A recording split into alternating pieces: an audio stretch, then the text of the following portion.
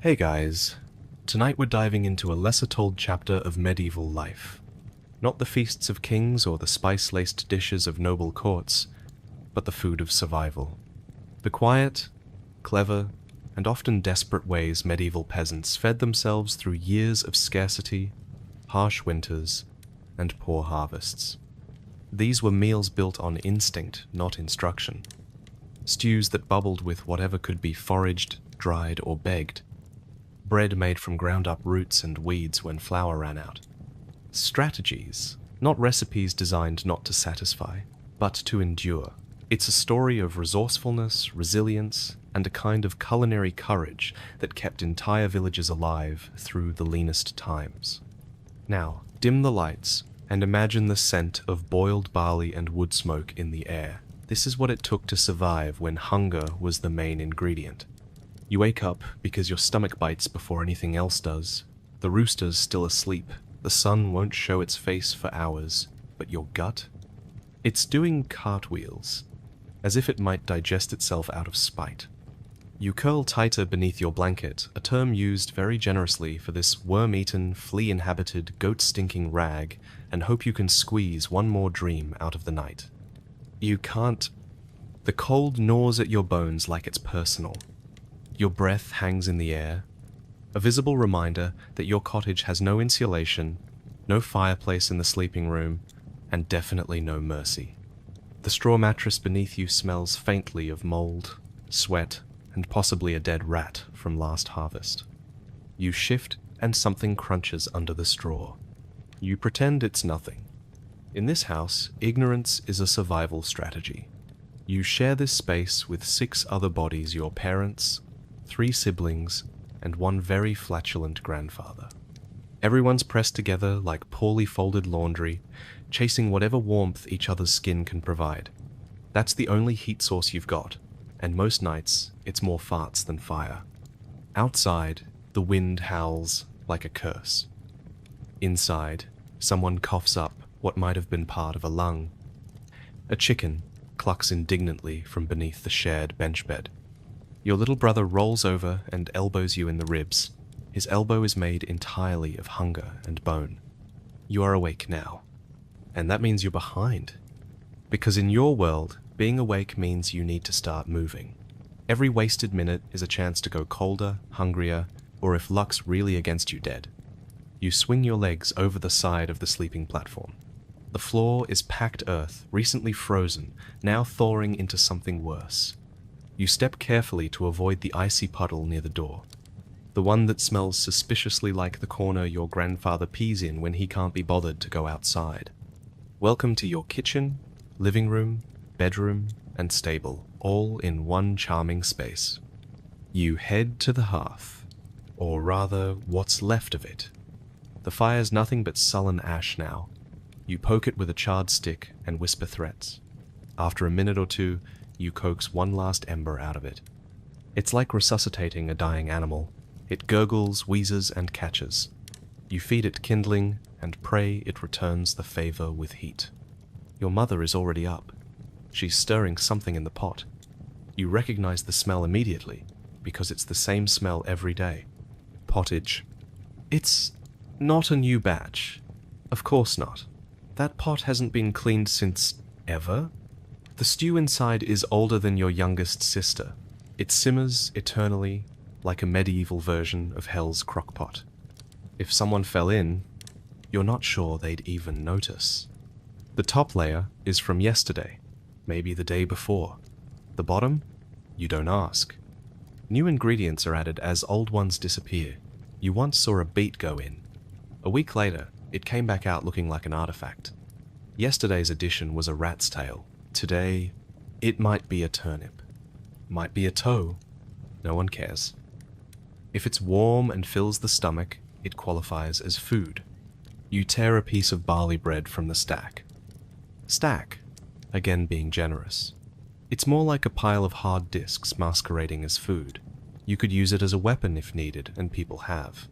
It's rock hard, crusted with ash from the hearth, and smells vaguely like mildew. You dip it in the pottage to soften it. That's the trick. That's why the pottage is always going. It's not just a meal. It's the source of survival, the great medieval softener, the reason your jaw isn't broken in 3 places. You take a bite, it's not the worst thing you've eaten. That honor goes to the time your cousin mistook pig fat for soap. The aftermath of that was a lesson for all involved. You chew slowly, trying not to count the number of unidentifiable floaters in your bowl. There's a brown sliver that might be mushroom, or ear, or bark. The suspense is half the flavor. Outside, the light is beginning to break a sickly grey smear across the horizon. Not sunlight, not really. Just a reminder that you'll soon be expected to do things, physical things, with this body, powered by a cup of hot sludge and a chunk of day-old cement bread. Today is a work day. Of course, every day is a work day. Rest is for nobles and corpses. You will walk to the fields, hoe in hand. You'll spend hours bent over, turning soil that doesn't want to be turned. Your back will scream, your hands will bleed. You'll pause at midday to eat another lump of this same bread, washed down with a cup of weak ale that your neighbor brewed in a bucket. You'll try not to think about how many of the barley grains had worms in them, or what floated to the surface during fermentation. You'll work until the sun dips behind the trees again. Then you'll return to this house, with its damp corners and smoky ceiling, and you'll eat more pottage, slightly older pottage, slightly more sinister pottage. And you'll sleep. Not restfully, not well, but deep enough to forget you're still hungry. But sometimes, in the hour between waking and working before the chores begin, before the others rouse, you stare into the pottage pot and wonder what's even in it anymore. Because this pot, this bubbling ancient godless soup, it has seen things, and it's about to be your breakfast. Again. You reach for the ladle with a kind of reverence, or fear. It's hard to tell the difference anymore. You stare at the pot, the ladle rests against the rim like it's given up. And, honestly, you don't blame it. This is not just a meal. This is a legacy. A fluid, bubbling, occasionally shrieking legacy. This is pottage, your breakfast, lunch, dinner, and culinary prison.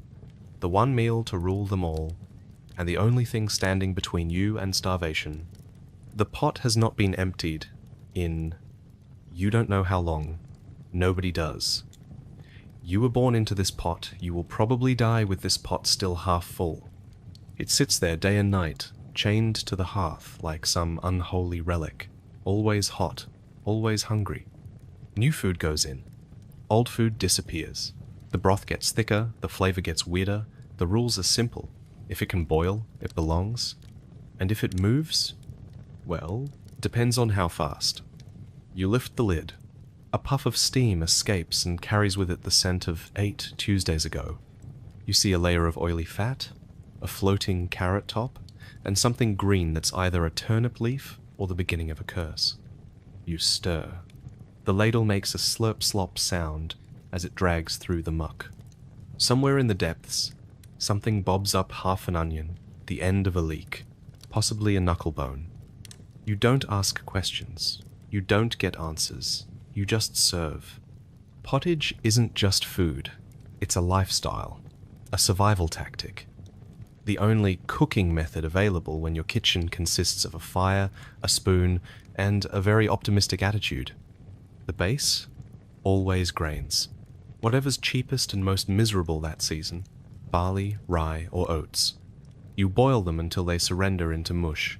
Then you throw in vegetables, turnips, leeks, cabbage, onions, whatever didn't rot or get stolen by a goat.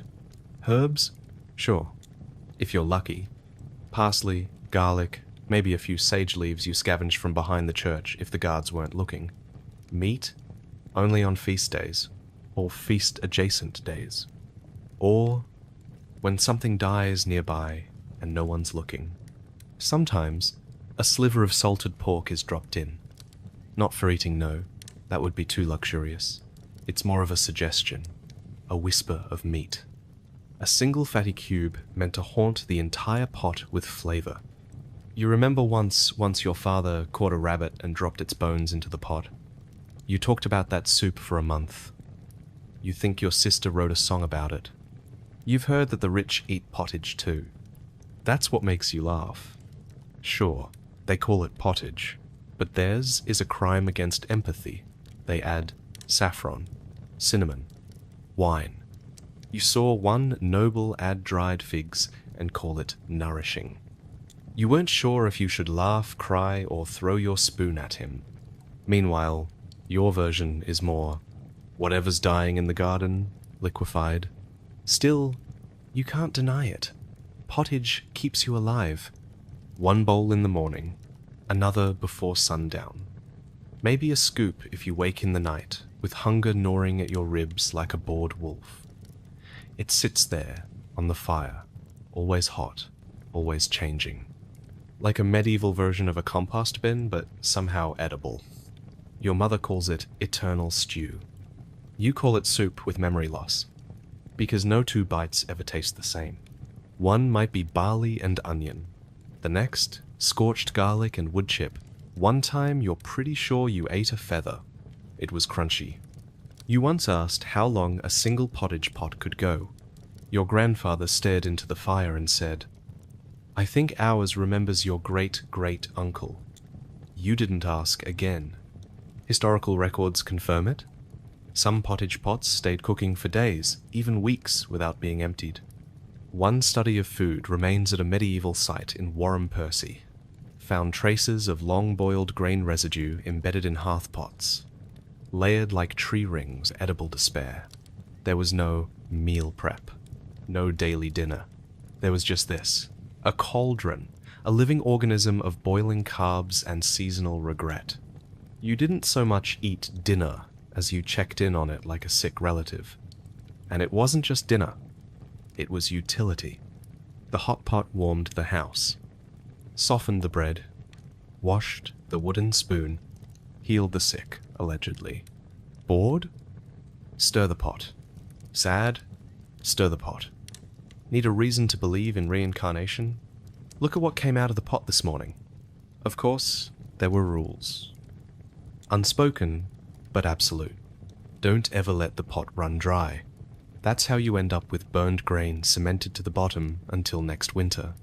Don't talk about what you saw in the pot. If it didn't blink, it's fine. Don't eat directly from the pot. That's how Uncle Harold got whacked with a ladle.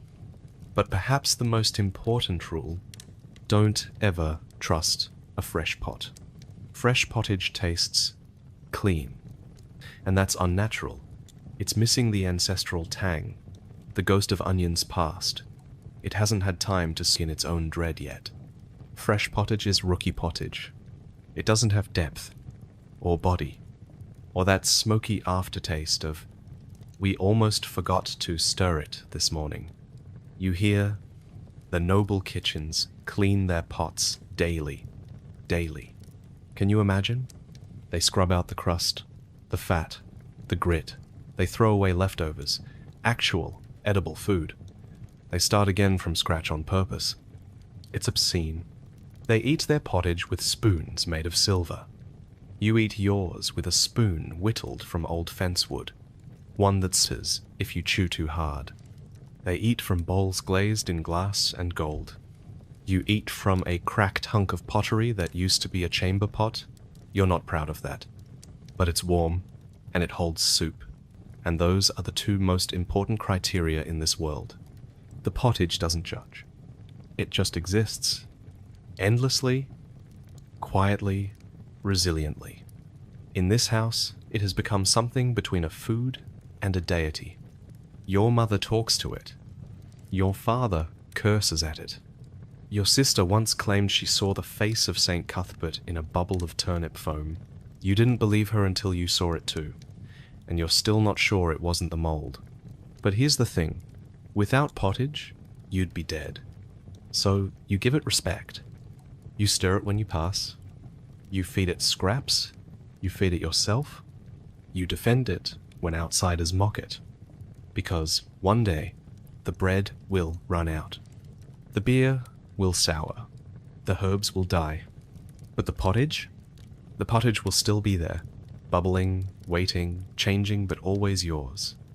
You ladle a portion into a bowl and carry it to the bench. You sit down, knees cracking. Your fingers are numb, the bowl warms them. Steam curls into your face.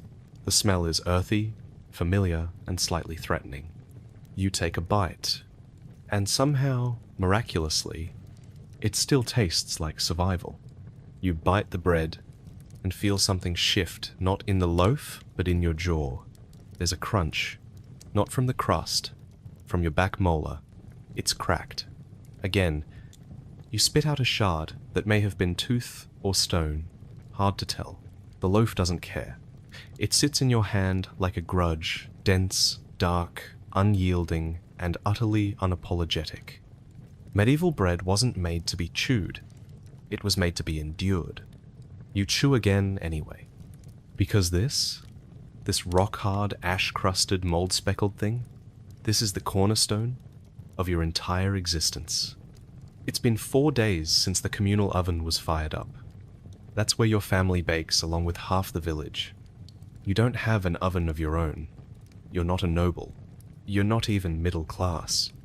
You're just a peasant. And your kitchen tools are fire, stone, and prayer. The bread was soft-ish once. Maybe on day one? Now it could be used in battle. And probably has been. You soak it in the pottage to soften it. It helps. Slightly. If you dunk it long enough, the crust stops fighting you and starts tasting like barley-flavored despair. But if you wait too long, it dissolves into sludge, and you're left holding a fistful of medieval oatmeal brick soup. There is no happy middle ground, just hunger and hope. You eat fast. If you eat slow, your brother gets ideas. He's already eyeing your crust like it owes him money. You grew up on this bread. You'll die eating this bread. You've seen it serve as food, spoon, plate, weapon, pillow, fire starter, and once, regrettably, toilet paper. And somehow, it remains sacred. Because bread isn't just food, it's identity, religion, the closest you'll ever come to abundance, and also the closest you'll ever come to accidental poisoning. You see, the grain you use isn't wheat. That's reserved for the people with gold, horses, and functioning teeth. You get rye, sometimes barley, often a tragic mix of whatever wasn't stolen by birds or nobles. If the crop was especially poor, you stretch it with peas, beans, acorns, or when things are truly grim, tree bark. No, really. Tree bark. You watched your grandmother grind it once. She called it survival flour. It was grey, bitter, and nearly impossible to chew. It was also the only thing that kept you from collapsing during the winter famine of 1315. But even when you have actual grain, things can go wrong. Rye, you see, is a drama queen. It harbors ergot, a toxic fungus that flourishes in damp seasons. Bake it into bread, and you've got yourself a lovely little hallucinogen, or poison, or both. They call it St. Anthony's fire. Your uncle called it the dancing plague. He said the bread made the villagers twitch, babble, and try to run headfirst into walls. He laughed when he told you. Then he wept. Then he stopped talking altogether. You remember chewing a green-speckled loaf once. That was the night the moon started blinking at you. Since then, you've gotten more cautious. You peel the mold. You sniff for sourness. You check for streaks of strange color. You pray the rats didn't get to it first. Still, you eat it. Because hunger doesn't care if the bread might bite back. Most days, it's all you've got. And you need a lot of it. The average peasant like you burn through 2 to 3 pounds of bread a day. That's your energy. Your fuel, your pre-workout, post-workout, midday snack, and midnight emergency ration.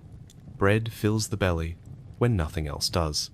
And on most days, nothing else is available. You chew slowly, your jaw aches. The crust digs into your gums like it's auditioning to be a torture device. But you don't stop. There's salt in this one. A gift. A miracle. Probably stolen. You don't ask questions.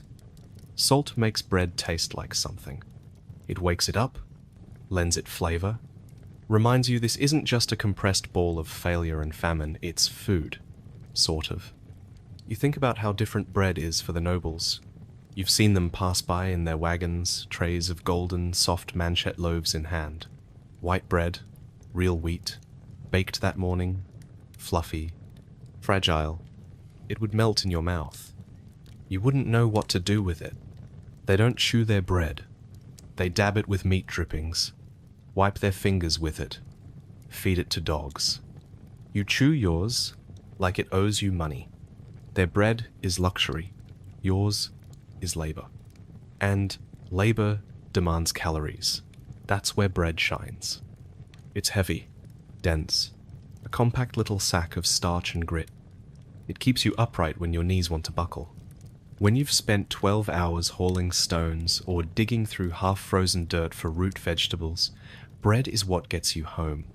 You've chewed your bread, gnawed your crust, soaked it in pottage, and washed it down with ale, and still your stomach isn't full. Not really. Not deeply. That kind of full is for feasts, for fantasies. And so comes the backup plan. The safety net for your hunger, the peasant's final defense against collapse, the greyest, gloomiest ghost of a meal. Gruel. Not porridge. Not stew. Not soup. Gruel. It doesn't pretend to be anything else. It is, by its very nature, the bare minimum of food, a whisper of grain drowned in an ocean of hot water. You ladle it from a blackened pot that's been boiled dry more times than you can count. You've seen what gruel looks like after 5 hours on the fire. You've seen what it looks like when left uncovered overnight in the smoke. You've seen what it looks like cold, and it's worse. And yet, somehow, it always comes back. Gruel is what happens when there's nothing left to eat, but you refuse to give up.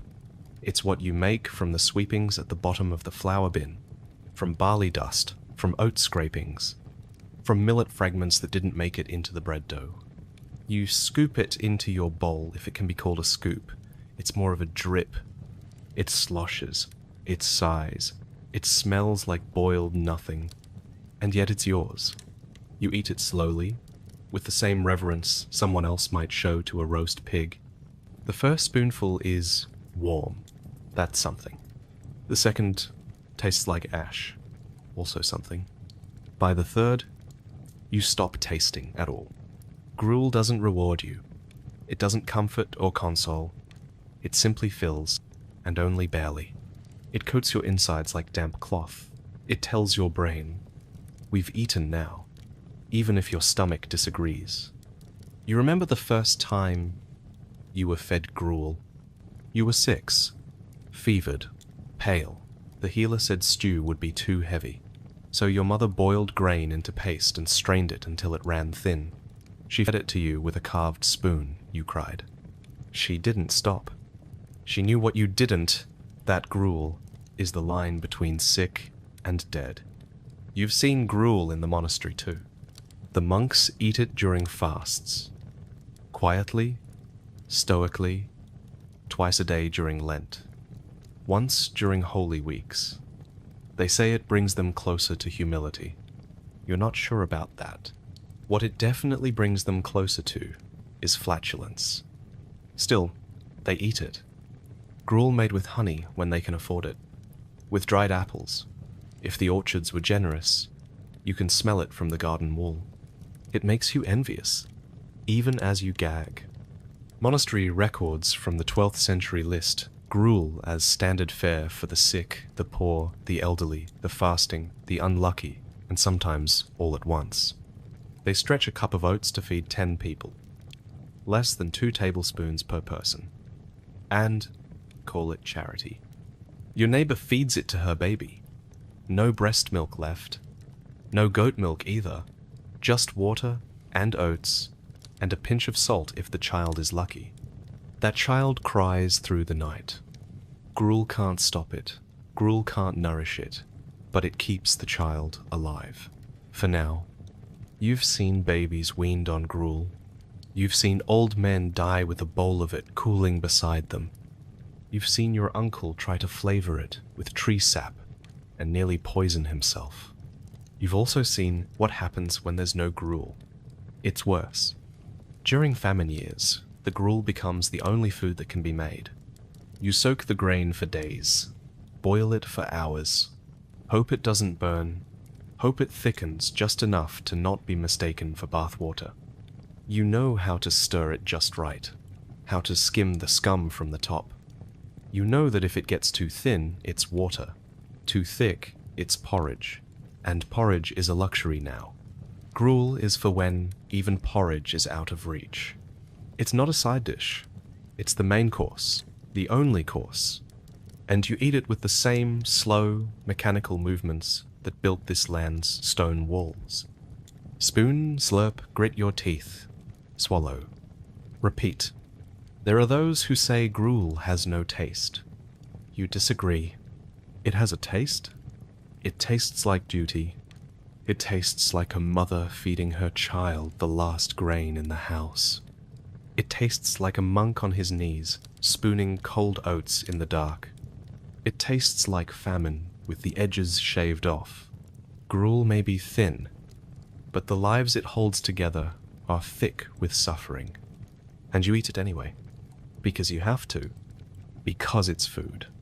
And even bad food is better than none. You once heard someone say gruel was a humble meal. That's a lie, told by people who've never had to eat it 3 times a day for a week. Gruel isn't humble. It's humbling. It strips you of appetite, pride, and occasionally your will to chew. And the worst part? There's never quite enough of it. You remember one winter where gruel was all you had, morning, noon, and night. Your mother used the last of the oats and mixed them with water pulled from a snowmelt puddle near the stable. You watched as she stirred it with hands too red to feel the heat. When she served it, she smiled and said, "It's warm. That's enough." You pretended to believe her. The thing about gruel is, it teaches you that survival is less about food and more about ritual. It doesn't nourish the body so much as it tricks the mind. You eat it not because it tastes good, not because it fills you, but because it marks the moment, the gesture, the act of trying. And sometimes that's all you can do. You've seen beggars lined up outside monastery gates, tin bowls in hand, waiting for the day's ladle. You've seen men cry over a splash of warm barley broth, not because it tasted good, but because it was something they didn't have to steal. There's dignity in that, a quiet one, a cracked dignity, boiled until thin. Once you tried to spice your gruel with crushed berries you found near the hedge. They looked like elderberries. They weren't. You vomited for 2 days and missed the planting. Your father said nothing, just gave you a stick to help you stand. You ate your gruel in silence after that, and never touched hedgeberries again. You learned the hard way that flavor is a risk, and survival means eating safe, even if safe tastes like boiled regret. Gruel rarely changes. It has no chapters, no surprises. It's never exciting, never interesting, but it's there. There, during the plagues, when every other house in your village was draped in cloth and silence. There, during the harvests that failed, the springs that came late, the summers that burned the soil dry. Gruel is the food that outlives good times and shows up when the bad times move in to stay. And when even gruel fails, when there's not enough grain to dust the bottom of a pot, you know you've crossed a line. You're in the death season now. That's when people eat bark. That's when soup gets made from boiled shoe leather. That's when children cry not because they're picky, but because their bodies are starting to eat themselves. That's when gruel starts to look like luxury. But on better days, on days when the field gives just enough, when the oats don't mold, when the water is clean and the fire is strong, gruel becomes something else. Not a punishment, not a placeholder, but a promise. That things could, however, briefly, stay the same. You stir the pot, add just a pinch more salt, Maybe a stray wild herb if the wind was good to you that morning. You serve it to your family. They don't thank you. They just eat. And in that quiet, scraping, chewing silence, there's something like peace. Something like survival. And that's more than enough. You don't dream of turnips. No one dreams of turnips. You eat them, you stew them, you mash them, you curse them, but do not dream of them. And yet, when winter leans in with its icy breath, and the pottage grows thin and the bread too hard to crack, it's not meat you crave, not honey, not even warmth. It's the turnip. Ugly, bland, abundant, the root of all misery, and the reason you're still breathing. You pull one from the dirt, the soil clinging to its skin like a second, muddier hide. It looks like something that should have been thrown away 3 harvests ago. Pale purple, misshapen, cracked down one side. But when you slice it, it bleeds white. You toss it into the pot. No seasoning, no oil, just water and heat. And you pray it boils faster this time. Because tonight, like most nights, turnip is dinner. You remember the first time your family relied on turnips alone. It was a bad year. The rains came late, the barley failed, and 2 villages over, a family was caught eating tree bark soaked in ale to stay alive. You had turnips. Dozens of them. Maybe hundreds. Dug from the edge of the common fields and stashed in pits beneath your cottage like buried treasure, if treasure was bitter and gaseous and gave everyone the runs. They fed you for months. They filled the pottage. They stretched the bread. They gave your stomach something to fight over. By spring, you hated them. But you loved that you had survived. And that's what turnips are. Not food. Insurance. They grow in the worst dirt. On land where even weeds roll their eyes and walk away. You can forget them, abuse them, dig them up with your bare hands, and they'll still give you 10 pounds of edible roots per plant if the weather doesn't misbehave too much. No other crop loves neglect quite like the turnip. You store them in pits lined with straw and prayer. Deep pits, dry ones, dug behind the barn or under the sleeping floor if you're desperate. The smell leaks into everything. Into your clothes, into your skin, into your dreams, if you're unlucky. You breathe turnips, you sweat turnips. Your chamber pot smells like turnips before you even relieve yourself. But when the snows come and the fields freeze, and everyone else is gnawing on rotten cabbage and dried beans, you still have food. Rotten cabbage and turnips, that's practically a feast. You boil them, you mash them, you eat them raw when you're too tired to cook. You fry the skins on hot stones when the roots are gone. Even the leaves, if you pick them early, go into the pot. Nothing is wasted. Not the roots, not the tops, not your patience, because that was gone 3 weeks ago. Some call turnips the bread of the poor. That's generous. Bread has dignity. Bread has structure. Bread can be carried, traded, broken at a wedding, buried with the dead. Turnips just rot. But they rot slowly. And that makes them precious. Manor records from 1,286 mention villages, surviving 7 months on turnip stores alone. You believe it. You lived it. One winter you had nothing but turnips, ale, and the occasional boiled bone. You've never farted so violently in your life. Your sister swore she saw God after a 3rd straight week of boiled root stew. You're still not convinced she didn't? You hear tales of nobles who sneer at turnips, who refuse to eat them unless they're roasted in goose fat or stuffed with dried fruits. You'd like to invite one of them to your home, show them the pit, serve them a boiled root, and watch the color drain from their powdered face. Then offer seconds. The thing about turnips is that they're everywhere, and yet somehow never quite enough. They shrink in the pot. They evaporate into air and smell. You boil 5 pounds and end up with a meal barely worth chewing. But still you chew, because you've tried not chewing, you've tried fasting, skipping, stretching what you had. That's when the shaking starts. That's when your vision blurs. That's when your grandfather starts talking about the time he buried a rat in the turnip bin and forgot which one was which. You don't want to relive that. So you eat your roots and say thank you. Some days you get fancy. You add a pinch of salt, a clove of garlic if you remembered to hide one from the tax collector, or, if you're really feeling wild, a shred of pork fat left over from butchering day. That one shred makes the whole pot taste like ambition. It makes the turnips taste like memory. Like you once ate food with flavor, with soul, with joy. You stir the pot a little slower on days like that. You eat slower, too. Because who knows when it'll happen again? Even the village healer swears by them.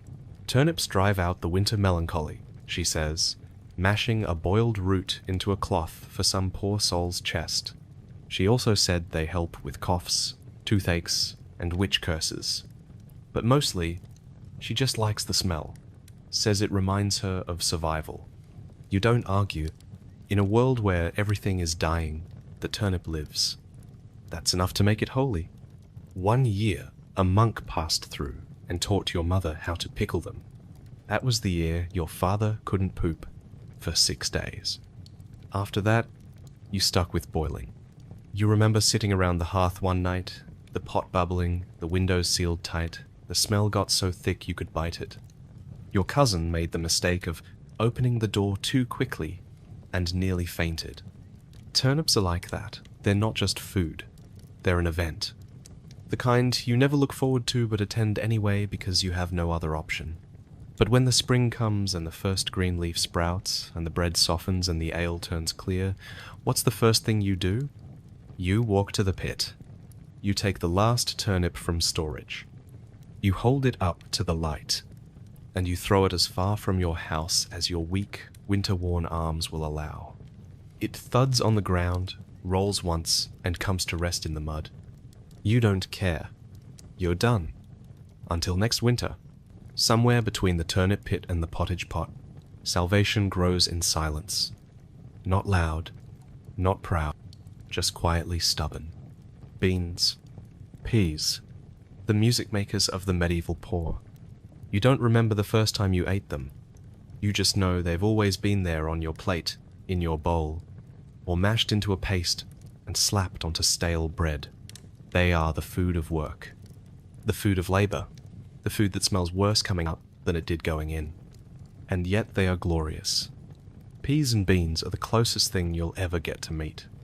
Not meat adjacent, not flavored like, not in the same room as, just necessary. Because where meat comes from pigs, and pigs belong to the Lord, beans come from your own dirt, quietly, freely, generously. You plant them in between rows of barley.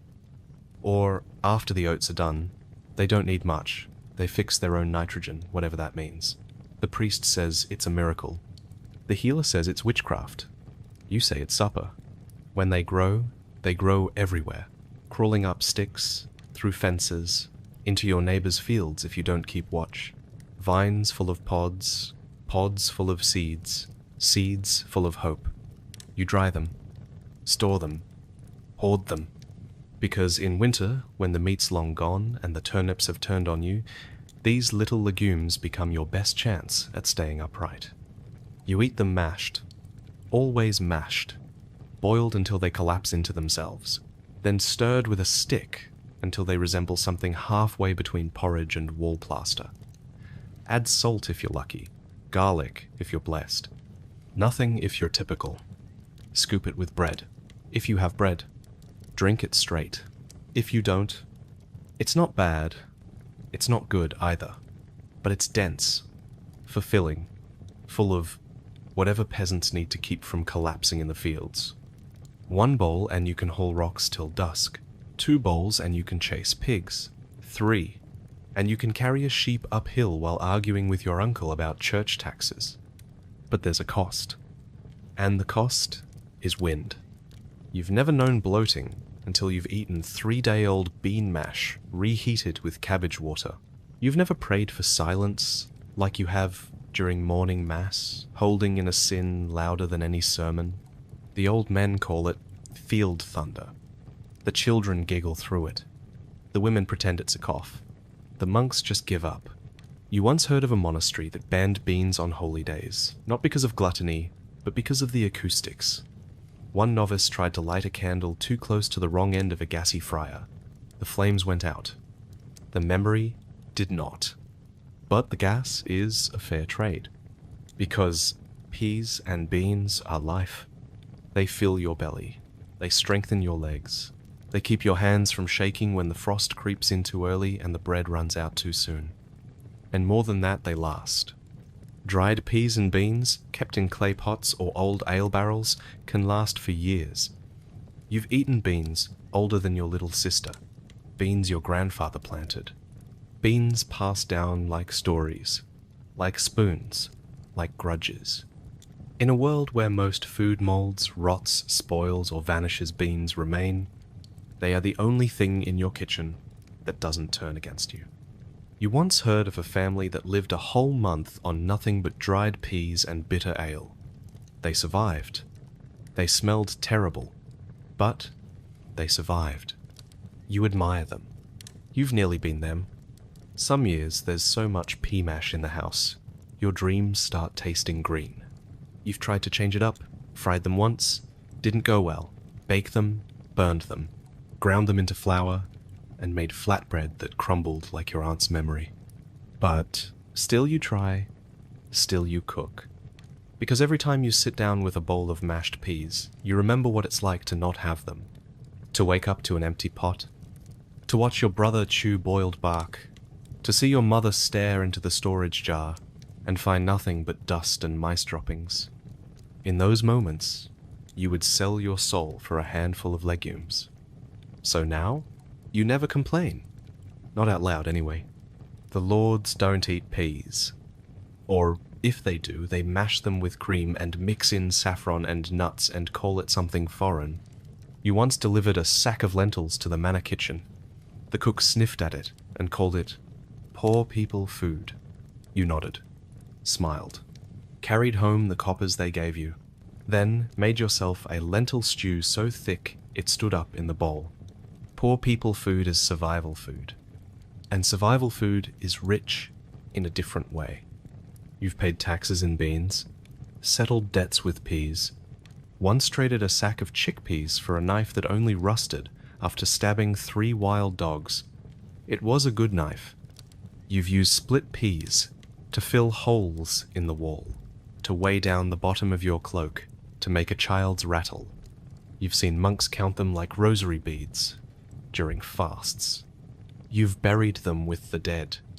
You've spilled them on the floor and cried because you knew what they were worth.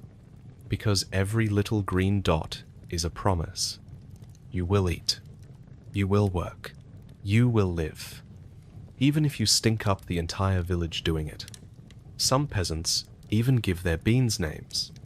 You scoffed at first until you caught yourself whispering to the pot after it boiled over one too many times, apologizing, thanking it, asking it to not go sour this time. Because when you've eaten the same thing every day for 30 days straight, it stops being just food. It becomes a companion, a fixture, a burden you hate but never want to lose. There's comfort in repetition. Comfort in knowing that even when everything else fails, when the cow dies, the bread molds, the grain barn floods your old clay pot of dried broad beans, is still sitting in the corner, waiting. You don't fear hunger as much when you know it's there. At weddings, you mix them with barley. At funerals, you mash them fine and serve them with wine, if the monk's feeling generous. During plague years, you boil them with wild garlic and pretend it's soup. They never taste good, but they never let you down. Even the rich, when pressed, when war or sickness or debt strips their tables bare, they eat what you eat. They turn to the fields, to the legumes, to the food of those they once sneered at, and they discover what you've always known. It's not about flavor. It's about not falling over. You wipe your bowl with a crust of bread, crack a loud, involuntary fart. Your sister throws a spoon at you. You don't flinch. You're full. You're tired. You'll live. That's the power of peas. Meat doesn't come easy to your kind. It walks past you, bleats in the field beside you. You feed it, milk it, and shovel its filth, but you don't eat it. Not unless it dies. Not unless the Lord lets you. Not unless you're very lucky. Or very sneaky. When meat finally reaches your hands, it's not a roast. It's not ribs or thigh or belly. It's not even what you'd call edible by sight. It's scrap, gut, gristle, guts, blood, bone. And you make it work. Because if there's one thing peasants have perfected, it's the art of making a meal from what others would bury. The slaughter begins at dawn. You're not allowed near the main butchering. That's the Lord's domain, his cattle, his hogs, his fattened fowl, his cuts. You get the rest. The parts no one wants. The parts too awkward, too messy, too foul-smelling for noble plates. You wait by the side of the slaughter shed with your sack and your bowl, nodding to the steward, pretending not to notice how little he thinks of you. He tosses you a lung, maybe a stomach, on a good day, a snout, on a very good day, brains. You don't thank him, you just nod. Then you run home like you've stolen gold. You clean the scraps with water drawn before sunrise, you scrape off hair, you peel back membranes. You pray the dog doesn't steal anything while your back's turned. Then you cook. You boil the lungs until they deflate like old leather. You fry the ears in their own grease. You slice the liver thin and burn it just enough to kill the taste of bile. The children eat quietly on slaughter days, even the fussy ones. They know not to waste a bite. Your cousin once got a whole pig's head. You helped him carry it back. The eyes still stared. The jaw hung loose. The smell was raw, coppery, and unholy. But you boiled it. You picked it apart. The cheeks were tender. The tongue soft. The ears crisped up in fat. And made the best snack you've had all year. The brain? Scrambled with garlic and spread on stale bread. You don't talk about how it tasted. It tasted like survival. It tasted like you had done something forbidden and won. You've heard the rich say, peasants don't know how to cook. They say this while a cook bastes duck in wine beside a blazing hearth. You boil 3 organs in the same pot and make it taste like feast. You take blood, mix it with oats and herbs, stuff it in a cleaned intestine, and make pudding. Yes, it jiggles. Yes, it looks like regret. But it's meat, and that's enough. When nothing's left, you make bone broth. Not trendy, not gourmet, just what happens when there's no flesh and too much hunger. You boil bones for hours, days, if you have the firewood. The marrow turns to fat.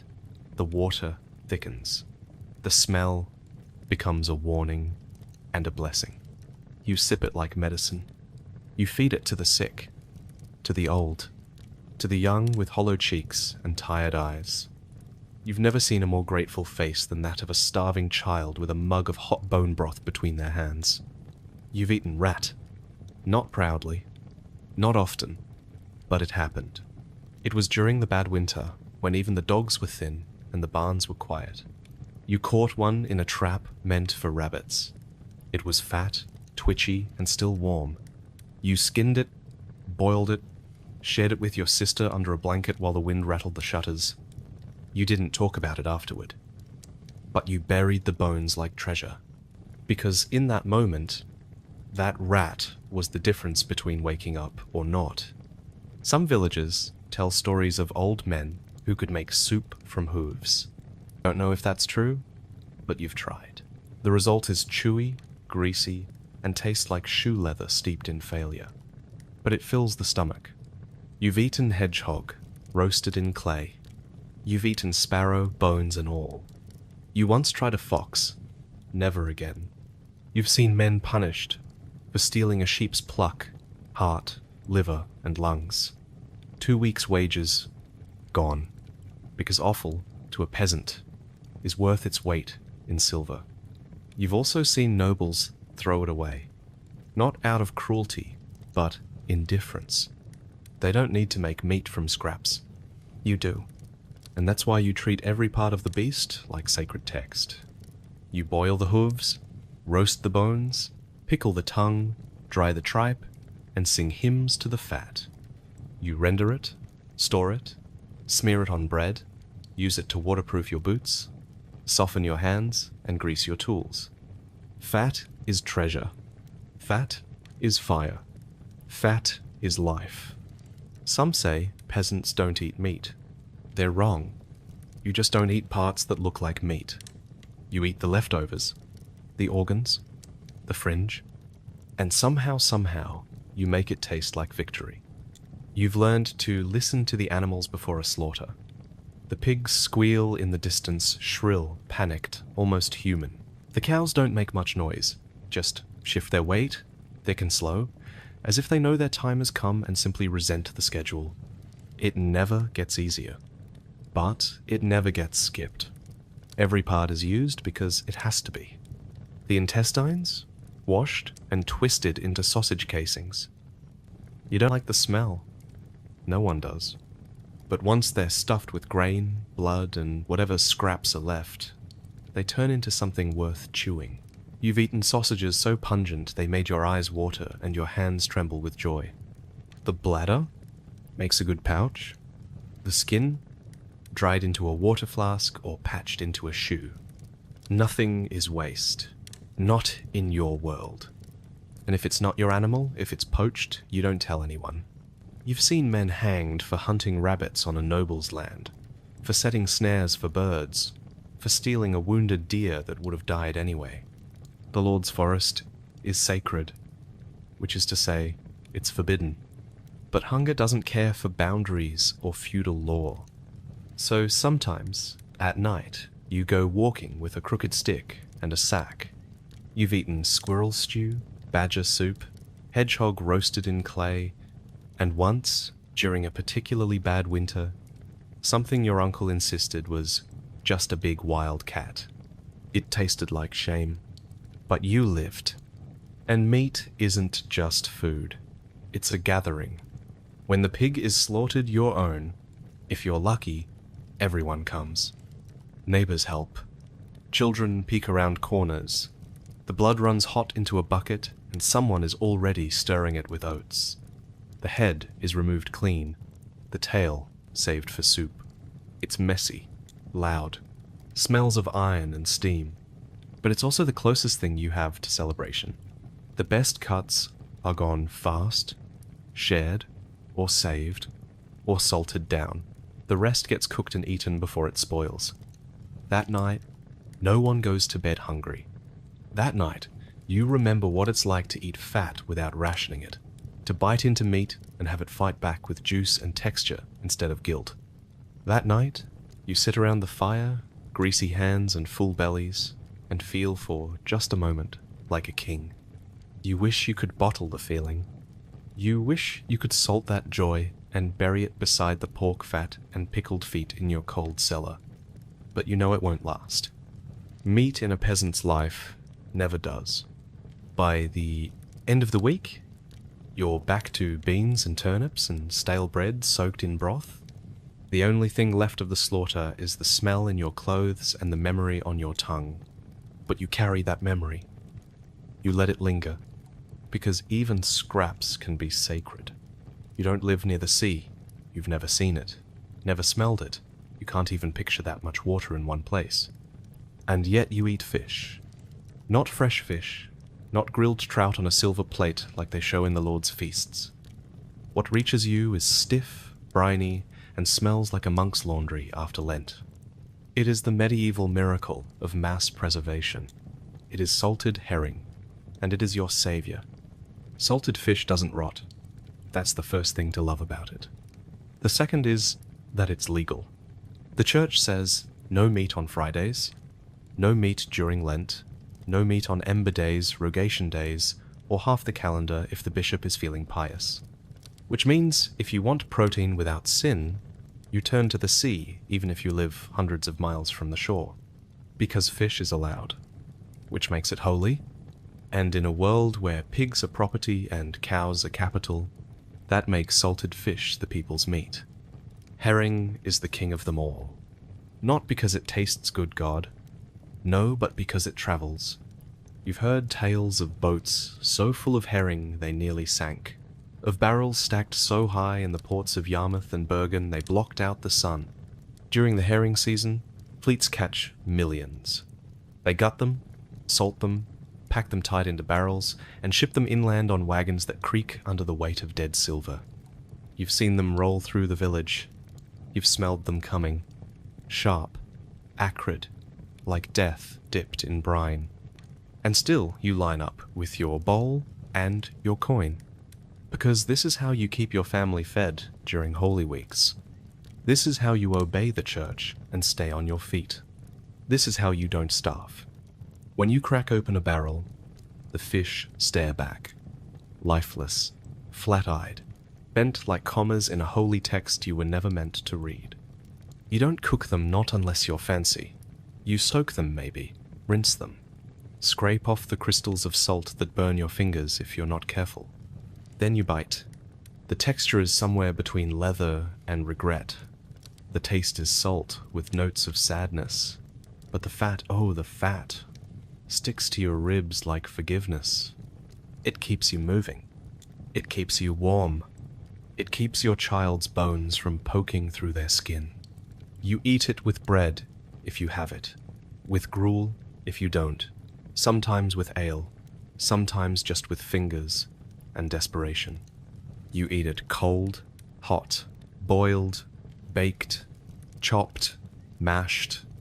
You once made a paste of herring, peas, and turnip. Your father called it sin on a spoon. You made it again anyway. There are other fish, of course.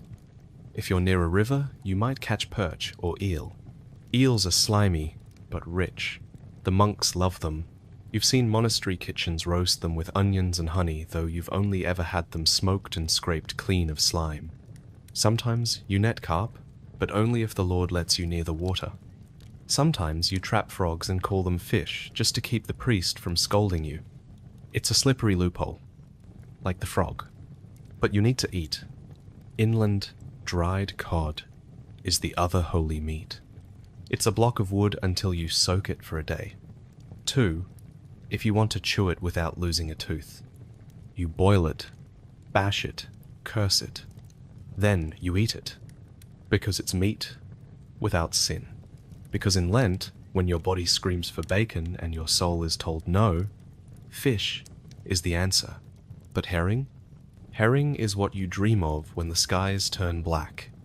It's the peasant's perfume, the poor man's incense. Barrels of it lined the monastery cellars. Records show monks consuming hundreds of fish each week during fasts, each fish a tiny, salty martyr sacrificed on the altar of discipline. You once worked in a monastery kitchen during Holy Week, peeled open a barrel so thick with salt your fingers bled. But the brothers lined up all the same, thankful, silent, slightly green. The smell stays on your hands for days. Your wife refuses to sleep beside you after herring day. You once woke up with a cat chewing your beard because of the brine crusted in your mustache. You didn't blame it. You smelled like survival. Sometimes you wonder what the fish looked like in life. Bright, slippery, free. Then you remember how they look now, stacked, gutted, curled, and you feel a strange kinship. You, too, have been salted by the church, preserved by obedience, shipped far from where you began. You, too, are bent, but not broken. Fish is not luxury. Fish is necessity. It's not a delicacy, it's doctrine. It is what lets you obey God and still see spring. It is what lets the fasting be fasting, not dying. And still, on Easter morning when the ban is lifted, and the priest bites into ham, and the children taste fresh eggs again, you feel something unexpected. Not joy, Not even relief. Just silence. The kind of silence that comes after chewing the same salted fish 50 times a year. The kind of silence that knows it'll be back on the table by Friday. And you say a quiet thank you, not to God, not to the priest, not to the fish, but to the barrel. The cracked, swollen barrel that never let you down. Sometimes, you wonder if the church made fasting rules for spiritual reasons, or just to keep the poor from hoarding pork. Because for all its sermons on abstinence, the priest still eats better than you.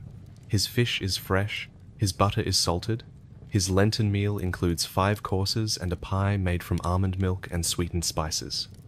You get a salted herring. 1, and it's already started to curl. But still, you obey. Because to break the rule is to break your standing in the village. It's to risk penance, shame, exclusion, punishments worse than hunger. And besides, you've learned to make the best of it. You've learned to soak your fish longer, to mash it with mashed peas, to spread it on flatbread, to wrap it in cabbage leaves and pretend it's something better. Once, on a festival day, you even made herring pie. It nearly set the thatch on fire, but it tasted like victory. You've heard of places where the church taxes salt, where barrels are locked behind walls, and only nobles may access the good stuff. But here, you have salt. Not much, not often, but enough. Enough to dry the blood from a slaughter, enough to pickle a handful of turnip, enough to keep a fish from turning. Salt is power, and power, once in the hands of the sea, now lives in your pantry, in a cracked jar tucked behind a basket of beans. Enough to last the winter, maybe? If you ration, if you're careful, if the rats don't find it, fish has taught you the value of patience, of soaking, scraping, boiling, of watching a pot for hours, waiting for a meal that doesn't reward effort with flavor. It's not about pleasure, it's about survival. Fish isn't food, it's fuel, a loophole, a sacrament packed in brine. And for all its smell, for all its stiffness, for all its unwelcome return, week after week, you're grateful for it, you'll eat it again. On Friday, and every Friday after that, until the barrel runs dry, or the hunger runs deeper, whichever comes first. You don't trust the water. No one does. You've seen what it does to people, watched children double over from cramps after drinking from a muddy stream, seen your neighbor grow pale and vanish in a week after drawing from the wrong well. You may not know what bacteria is, but you know what sickness looks like. That's why you drink ale. Not because you're celebrating, not because you're an alcoholic, but because you want to live. Your day starts with ale, ends with ale. You drink it with bread, with pottage, with salted fish. You've drunk it while digging a ditch, birthing a calf, burying a child. It's not strong. Not the kind that gets you singing dirty songs in the tavern. This is small ale, barely 1% or 2% alcohol, just enough to purify, not enough to party. You brew it at home. Everyone does, mostly the women. You've seen your mother boiling grain in the hearth, stirring until the bubbles nearly burn her hands. You've helped her strain it through linen, watched her cool it in clay jugs, added sprigs of herbs for flavor, which usually means not revolting. Then you wait. A day. 2, and the ale is ready. Cloudy, flat, warm, but safe. You don't drink it to get drunk. You drink it so your insides don't rot. You drink it because the water could kill you, and the ale only makes you burp. Records say the average medieval peasant drinks a gallon of ale per day. You believe it. It's not indulgence. It's hydration. It's calories. It's comfort. It's currency. You've been paid in ale. You've bought firewood with ale. You once proposed to a girl with a jug of your family's strongest brew. She said yes, then threw up behind the barn. You married her anyway. You've seen stronger stuff, too. Cider, made from windfall apples gathered by the bushel in the fall. You smash them in wooden presses, catch the juice in buckets, and leave it to bubble until it turns sharp and gold. The poor man's wine, easier to make than ale. Sweeter, too, at least at first, until it bites back. You sip it on feast days, weddings, the end of harvest. A jug passed hand to hand around a smoking fire. Laughter, singing. That one cousin who always gets naked after 3 cups. It warms your belly more than it should, reminds you that you have a belly to warm. Then there's mead, the golden ghost. You've only tasted it twice in your life, once at Easter, once at a funeral. Both times you were too young to understand what luxury it was. Mead is for those with bees. And bees are expensive. Still, some clever peasants keep them. Hollowed logs, clay hives hidden near wildflowers. You've helped collect honey once dressed in rags, face-wrapped, moving slow as prayer. The bees still stung, but the honey, worth every welt. Sweet, thick, sacred. The mead you made from it ran hot down your throat. Your knees went weak. Your mother said you looked like a bishop, tasting heaven. You never forgot it. Ale is daily life. Cider is reward. Mead is myth.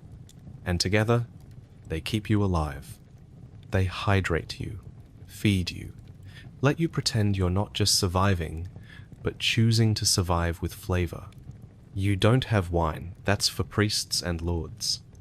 You have ale. You have a jug with a chipped rim and a smell that never quite goes away.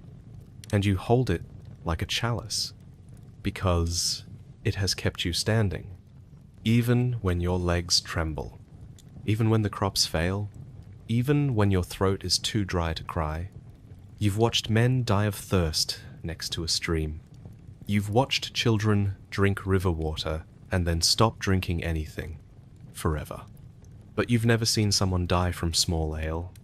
Not once. You teach your children to drink it. From the cup, from the jug, with bread, without. You remember your first taste. Foamy, warm, bitter. You remember your son's first taste. Confused, then delighted, then loud. Now he asks for it with every meal, like it's his birthright. And in a way, it is. Because in a land where food is uncertain, water is dangerous, and medicine is prayer. Ale is security. The barrels in your cottage are as important as the grain in your field. You roll them, patch them, refill them, curse them when they leak, thank them when they don't. Sometimes, when the night is long and the work is done, you sit by the fire with a half-empty mug and wonder how many days this brew has bought you. Then you drink, because you can, because it's yours, because for all the things you lack, you've never lacked this. You once tried to go a day without it, just to see. You lasted until noon. Your mouth dried up, your stomach churned. You started to sweat not from thirst, but from memory. A creeping sense of absence, like something essential had slipped through your fingers. By dusk, you gave in, drank a mug so fast you choked on the foam. And just like that, you were back. Not drunk, not merry, just right. You've seen people try to outlaw it. A bishop once claimed ale led to idleness, that if the poor drank less, they'd work harder, pray more, sin less. The village ignored him, because no one sins less when they're dying of thirst.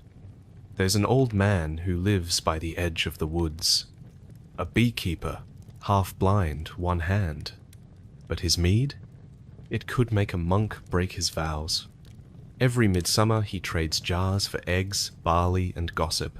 On feast nights he drinks with the young men, sings bawdy songs with the old ones, tells stories with lips sticky from honey and memory. You've never had the courage to ask for his recipe. You just hope he never dies. Or if he does, that someone writes it down. Because mead like that doesn't taste like alcohol. It tastes like time. like flowers crushed underfoot, like sun on your shoulders, like what the world could be if the lords forgot how to count coin and the priests forgot how to speak Latin. You've poured ale on the ground for the dead. You've toasted births with cider. You've whispered confessions to a mug when no priest would listen. Your jug is your altar. Your brew is your blessing. And when your hands shake from hunger, when the cold slips under your skin and curls into your bones, a mouthful of warm ale can feel like a miracle. One winter, your supply ran out. The grain had gone to seed. The wood was too wet for a fire. The pot cracked in the frost. You drank snowmelt instead. Your son fell ill. You held him as he shook and burned, his body fighting water like it was poison. You prayed. You begged. You boiled every jug you could find. But the ale was gone. You never forgot that. You never let the barrels run empty again. When spring came, you brewed with bark and wild herbs just to get something drinkable. It worked. Barely. You called it brown courage. You drank it with shaking hands and a full heart, because even if it tasted like smoke and twigs, it tasted like life.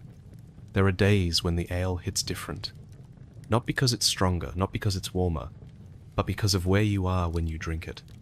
By a fire after the harvest, in the field with dirt still under your nails, beside a friend who's said nothing all day, but shares their jug without asking. It's those days you remember most. Not the taste, not the smell, but the feeling of being held together, not by law, not by God, but by grain and yeast and quiet human stubbornness. One time, during the plague years, a monk came through the village, face covered, robe stiff with travel. He had no sermons, no blessings. Just a small clay flask of ale that he'd brewed himself in the mountains. He gave it to your father, said it had been blessed. Your father didn't believe him, but he drank it anyway. And for the first time in weeks, he smiled. Maybe it was just the warmth, maybe it was the yeast, maybe it was nothing. But you still remember that flask. Still remember the way your father's eyes crinkled, just for a moment. Like he remembered something sweet. Something from before. Something almost worth toasting. You don't live for sweetness. You live for calories, warmth, and whatever doesn't rot before morning. But sweetness? That's something else. That's hope with a flavor. And it comes to you in fleeting golden moments like sunlight breaking through smoke, or a dream you forget as soon as you wake up. It starts with honey. If you're lucky, someone in the village keeps bees, not in neat wooden hives like the nobles have, but in hollow logs, straw skeps, or cracked clay pots stuffed with wildflowers and blind hope. The bees don't like being bothered. They defend their treasure with fire and sting. You've helped raid a hive once. Smoke in your face, thick gloves, a prayer whispered to St. Ambrose. The moment the wax gave way and the comb broke open, you understood why it was all worth it. Thick, golden, sticky, liquid sunlight. You carried that dripping slab home like it was a holy relic. The smell filled the cottage for hours. You scraped the comb into porridge, licked the bowl clean, rubbed it on a sore lip, let a drop fall on your tongue, and swore you'd never complain again. You did. But for a moment, you believed yourself. Most years, there is no honey, or what little there is goes to the lord, the priest, or the healer. You've seen old women trade a teaspoon of it for a length of thread. You've seen a dying man refuse bread, but take a smear of honey on his gums. You've seen mothers save the last drop to give their child a sweet memory before a fever takes them. Honey isn't food. It's grace. It doesn't fill your belly. It fills something deeper. Then there are the berries. Not grown in gardens, not sold at market, just gathered, foraged, stolen from bushes before the birds can beat you to them. You send children out with baskets made of bark and willow Tell them to go where the nettles sting and the thorns grow thick. They come back bleeding but grinning. Blackberries with skins like night. Gooseberries that burst sour and sweet. Wild strawberries so small they vanish on the tongue. You mash them into pottage, stir them into porridge, eat them by the handful before they can spoil. No one stores berries. You eat them now or not at all. There was a summer once warm, wet, thick with bees when berries grew so thick along the fence row they dyed the ground purple. You ate until your lips turned black. You kissed someone with sticky teeth. You laughed like you weren't hungry. You still remember that taste. And you chase it every year. On feast days, if the larder permits, you might mix honey with milk. Boil it until it thickens. Add in a single crushed almond saved from last year's trade. You call it a pudding. The children call it magic. The priest calls it excess. You give him none. When the honey runs out, you sweeten your food with apples. Or dried plums, if you can find them. Or the last of the cider, poured into a pot to soften bitter bread. You once heard of sugar, a white powder that lives in the East and costs more than a pig. You've never tasted it. You don't believe in it. But sweetness can come from more than food. It comes in a warm mug after a hard day. In the laughter of your sister when the gruel boils over. In the sticky kisses of a child who's found a half-rotted pear behind the woodshed and insists on sharing it with you. It comes in surprise. In tiny, precious interruption. A raisin baked into bread. A honeyed carrot in a stew. A birthday with a dried fig and no one dying. You save sweets for mourning, for healing, for birth, for begging the gods not to take someone else. You save them for what matters. And if you ever waste a drop, may the bees curse your name. Once, in the dead of winter, a merchant passed through your village with dried fruit dates, he called them. Brown, wrinkled, stuffed into a cloth sack that smelled like desert winds and spilled wine. He let the children smell them for free, charged the adults in coin. You bought one. Just one. Traded 2 eggs and half a heel of bread. He looked at you like you were mad. You didn't care.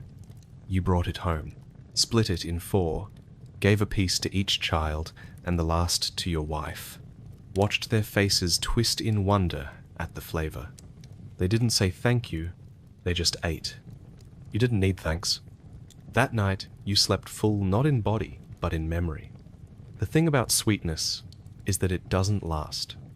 It rots, it dries, it vanishes. And that's what makes it powerful.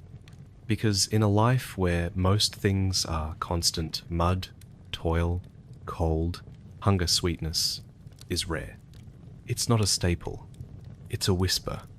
A reminder that joy exists somewhere, even if only for a moment. Children hunt sweetness like foxes. They chew on roots, suck on grass stems, lick the last dribble of honey from the spoon, and fight over who gets to scrape the pot. You don't stop them. You remember what it was like to be 6 years old and believe that a berry bush was a gift from heaven. You still believe it, if you're honest. There's an old tale about a boy who stole honey from the monastery stores and was struck blind by Saint Mary herself. You don't believe it. You think he tripped on a stone and the monks needed an excuse. But still, you keep the honey jar out of reach, just in case. Some seasons, there's no sweetness at all. No fruit, no berries. The bees flee, the apples rot early, the figs are worm-ridden, the wine spoils in the barrel, and even the cider turns too sour to drink. That's when the dreams come. You wake up at night, tasting honey that isn't there. You watch your children gnaw dry bread, and remember the plum tart your aunt made 10 years ago on the last day of summer, when the fields were gold and everyone believed it would last. It didn't. But the taste lingers. On weddings, you give sweets as gifts. Not cloth, not coin. Just a wrapped lump of preserved fruit, if you have it, or a twist of honeycomb sealed in wax. Something simple, something earned. You've seen grown men cry at the sight of a sugar-dusted bun, not because they were drunk, but because someone cared enough to give them sweetness. And in this life, that's not small. That's a miracle. Your mother used to say that too much sweetness made the soul lazy, that bitter food built better people. You half believed her, until the day she got sick and your father spent 3 whole days searching the hedgerow for wild strawberries because she once told him they reminded her of the summer they met. He found 6, laid them in her lap like gems. She smiled so hard her lips cracked. You never doubted sweetness again. The healer uses it too, not just for taste but for strength. She stirs honey into bitter herbs, crushes dried berries into powders, sweetens broth for the dying. Her cupboard smells of mint, smoke, and fruit left out too long. When you're sick, she feeds you a syrup so sweet it hurts your teeth. But it helps. Not because it cures the fever, but because it tells your body, you are not forgotten. You've once had dried pears. Once sliced thin and left in the attic to harden in the wind. They curled into gold coins, sharp around the edges, chewy as leather. You bit down, expecting dust. But instead, you got flavor. Soft, floral, alive. You closed your eyes, and for one bite, the world wasn't grey anymore. Sweetness teaches you to slow down, to notice, to remember, because nothing so rare can be rushed. You sip the cider instead of gulping. Let the honey dissolve on your tongue. Take small bites of the only preserved plum you'll taste all year. It's not about filling your stomach. It's about filling your life. You've buried people with sweets in their pockets, not for nourishment in the afterlife, but because you hope wherever they're going it's not as bitter as here. And if it is, at least they'll have one good taste left. When the fields fail you, the forest waits. It does not welcome. It does not comfort. It endures. And sometimes, when winter leans in too hard and the grain runs out and the turnips turn soft and the barrels stand dry, you follow the deer paths. Because out there, beneath leaf and shadow, might be the difference between life and death. You carry a basket, a knife, a sack made from torn linen. No coin, no map, just hunger. You search under leaves, crack open fallen branches, dig at roots with your fingers. Pray for something, anything with color. You are not looking for food. You are looking for mercy, and sometimes the forest gives a nut, a leaf, a bitter bulb not yet rotted by frost. Sometimes it gives more. Chestnuts are the first treasure. They fall in autumn, thick and round, hidden in prickled husks that slice your hands but keep the squirrels honest. You roast them on stones, boil them to mash, dry them and grind them into flour that doesn't rise, but fills the stomach all the same. They taste earthy, mealy, sweet, if you're lucky, but mostly they taste like relief. There are families that survive whole winters on chestnut cakes alone. One tree, one season, and enough care can feed 4 mouths until spring. They're called the bread of the trees. And when your field gives nothing, you turn to the bark and pray the forest will bake instead. Then come the acorns. Not by choice, by necessity, because chestnuts run out, or rot, or the pigs get to them first. And acorns are always there. Bitter, tannin-rich, poisonous if you eat them raw, but you're desperate, so you soak them, over and over, in buckets, in flowing water, in buried clay pots. The bitter leaches out, the starch stays in. It takes days, sometimes weeks, but at the end, you have something close to food. You grind it. Mix it with turnip flour, shape it into flat cakes, and cook it on stones, praying they don't crack your teeth. You call it bread, You chew with your eyes closed. You tell your children it tastes better than last year. You lie. The records don't talk much about bark. But you know bark. You've scraped it from elder trees in March, peeled it from birch in November, boiled it with bones to make broth thick enough to coat your lips in sap. It's not food. Not really. But it's something to chew. Something to hold in your mouth when hunger makes your stomach eat itself. You've seen it work. You've seen it fail. You've seen men eat too much and vomit behind the shed. You've seen women feed it to babies who stopped crying hours ago. Bark doesn't save, but it delays. And sometimes that's all you need. You know the plants, too. Not from books, from memory, from whispers, from watching your grandmother pull nettles with her bare hands and say, "Better stung than starved." You boil nettles, fry chickweed, add wild onions to whatever hasn't rotted in the pot. You collect leaves so bitter they burn the back of your throat, but they bring color to your cheeks and wake up your blood. You eat flowers in spring, roots in summer, mushrooms in fall, only the ones you know. You remember the Thompsons, all dead from a single stew. Wrong mushroom, right desperation. In famine years, the woods are busy. Every path is worn, every bush picked bare. The squirrels go hungry, the foxes grow bold. You meet neighbors in places you used to call quiet. You nod. Don't speak. Everyone is trying to pretend this is just a stroll, not survival. Sometimes you get lucky. You find a fallen log soft with beetle larvae.